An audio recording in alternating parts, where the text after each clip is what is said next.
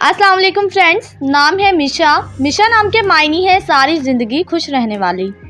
नाम है माया। माया नाम के मायनी है अल्लाह की कुदरत और रहमत। नाम है माजिया। मायनी है नर्म दिल वाली। नाम है अब्रिश। अब्रिश नाम के मायनी है रहमत की बारिश। नाम है ऐमन। ऐमन नाम के मायनी है महफूज। नाम है अफसाना। अफसाना नाम के मायनी है परियों की कहानी। नाम है अफशा। अफशा नाम के मायनी है तकसीम करने वाली।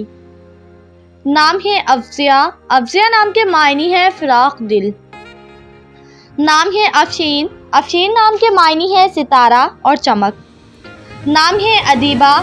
अदीबा नाम के मायनी है इल्म व अदब जानने वाली। नाम है अनीसा। अनीसा नाम के मायनी है नौजवान लड़की। नाम है अजमला। अजमला नाम के मायनी है खुश मिजाज।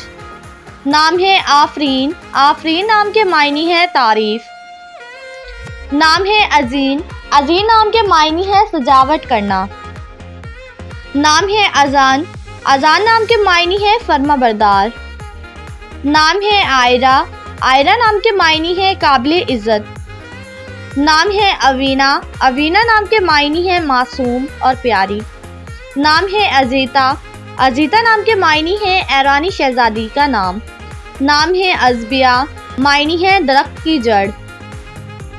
नाम है अतरूबा। अतरूबा नाम के मायनी है खुशबू और महक।